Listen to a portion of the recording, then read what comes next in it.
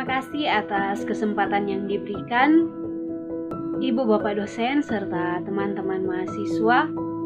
Saya memiliki satu pertanyaan.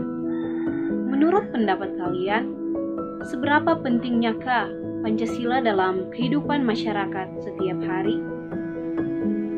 Dari pertanyaan tersebut, mungkin ada yang akan menjawab, ya, tentu saja Pancasila sangatlah penting. Akan tetapi, bisa saja yang lain menjawab dengan jawaban yang berbeda.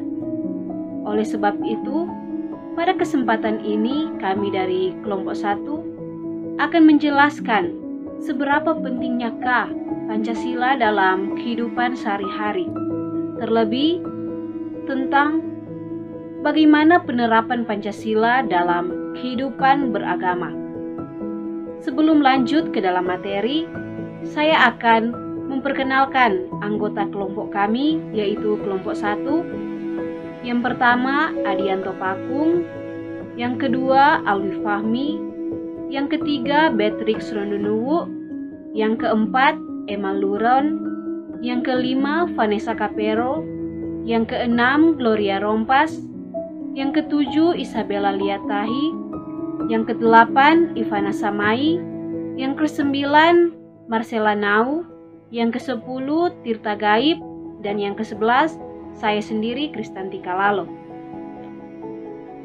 Seiring dengan perkembangan zaman dan kemajuan teknologi yang sangat pesat seperti saat ini, nampaknya nilai-nilai Pancasila cenderung mulai berubah dan dilupakan oleh sebagian masyarakat kita.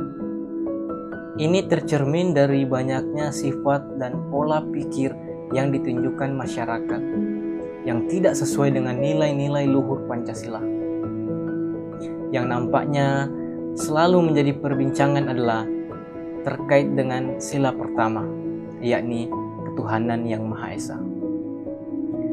Ini tergambar dengan kenyataan situasi Indonesia pada saat ini di mana masyarakatnya selalu cenderung bersiteru tentang masalah agama.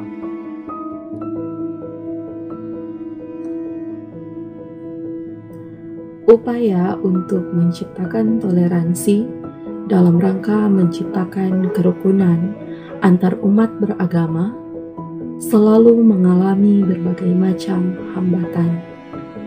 Bahkan sangat rentan untuk terjadinya konflik di antara masyarakat yang ujung-ujungnya berpotensi mengancam persatuan dan kesatuan bangsa kita Indonesia.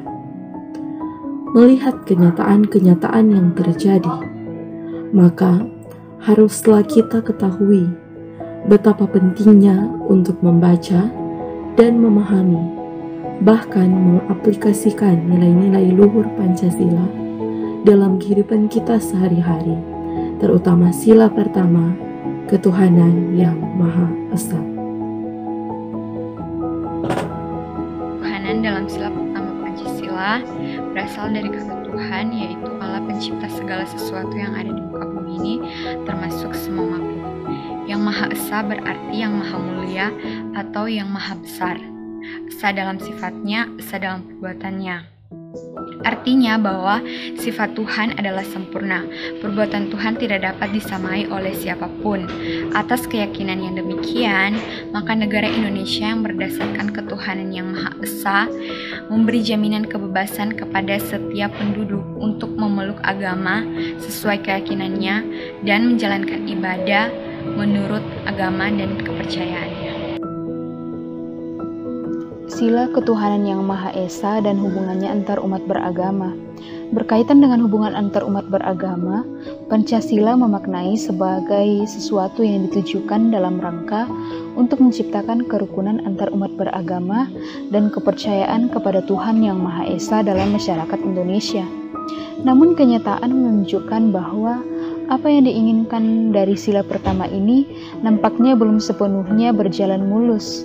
Ternyata masih banyak terdapat hambatan-hambatan yang muncul, baik dari campur tangan pemerintah maupun dari golongan penganut agama dan kepercayaan itu sendiri. Hal ini disebabkan bisa saja karena penghayatan Pancasila, khususnya pada sila ketuhanan yang Maha Esa, bisa saja masyarakat belum memahami dan menghayati secara mendalam arti dari sila pertama tersebut.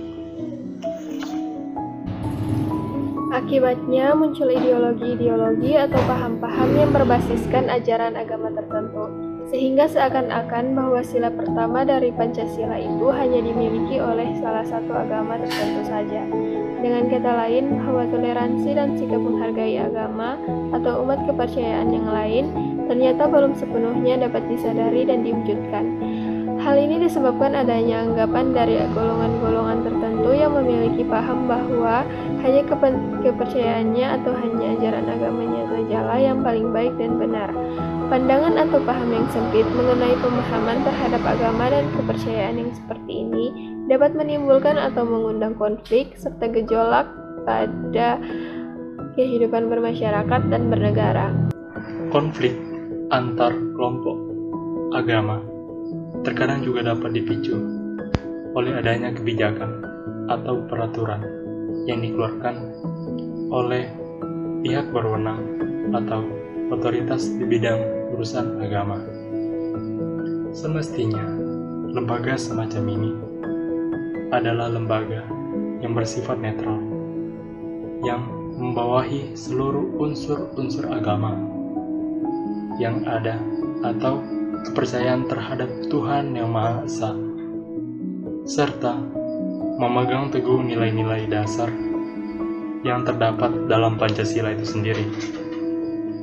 Jangan malah mengeluarkan suatu kebijakan yang merugikan ataupun menguntungkan agama-agama tertentu yang dapat menimbulkan konflik atau ketegangan antar umat beragama yang tentu saja berbeda keyakinan, agama, dan kepercayaannya. Namun, kenyataannya, kebijakan lembaga keagamaan di Indonesia seringkali masih menguntungkan agama-agama tertentu. Salah satu contohnya adalah kasus surat keputusan bersama antara Menteri Agama dan Menteri Dalam Negeri, SKB 2 Menteri, terutama menyangkut perizinan pembangunan rumah ibadah. Dalam SKB tersebut disebutkan bahwa syarat untuk bisa mendirikan suatu rumah atau rumah ibadah sedikitnya minimal jika ada 100 orang dalam satu wilayah yang beragama sama. SKB tersebut dianggap sangat tidak relevan dan cenderung diskriminatif terhadap agama tertentu, bahkan berpotensi memecah belah kerukunan antar umat beragama melalui isu-isu agama, selain membatasi ruang gerak umat beragama untuk melaksanakan ibadahnya. Jika kita mencoba menganalisis dari isi kebijakan surat tersebut, terutama yang menyangkut masalah pendirian tempat ibadah, maka di daerah atau di provinsi-provinsi tertentu banyak antar umat beragama yang tidak dapat membangun tempat beribadah mereka. Misalnya pada Pulau Bali, yang kita tahu pada Pulau Bali mayoritasnya agamanya Hindu. Maka yang paling banyak menganut agama Hindu, merekalah yang hanya bisa membangun tempat ibadah mereka. Dan juga yang kita tahu di Papua yang mayoritasnya agama Kristen, maka merekalah yang bisa membangun tempat ibadah mereka, yaitu gereja. Karena yang menganut agama Kristen paling banyak di Papua.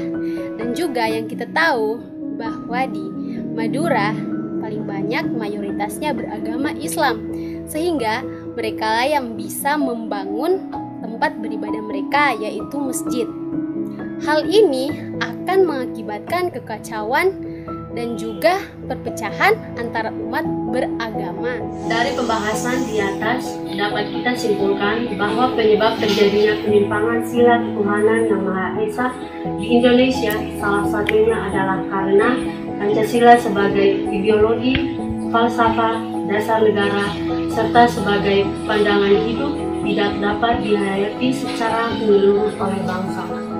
Dengan era teknologi ini juga sangat banyak berita palsu yang membuat masyarakat cepat panas dan bingung untuk menilai mana berita yang salah dan mana berita yang benar. Hal tersebut mengakibatkan secara tidak langsung membuat kita terpicu untuk ikut melawan Pancasila. Makna yang sebenarnya dari sila ketuhanan yang Maha Esa adalah bahwa segala aspek penyelenggaraan hidup bernegara harus sesuai dengan nilai yang berasal dari Tuhan.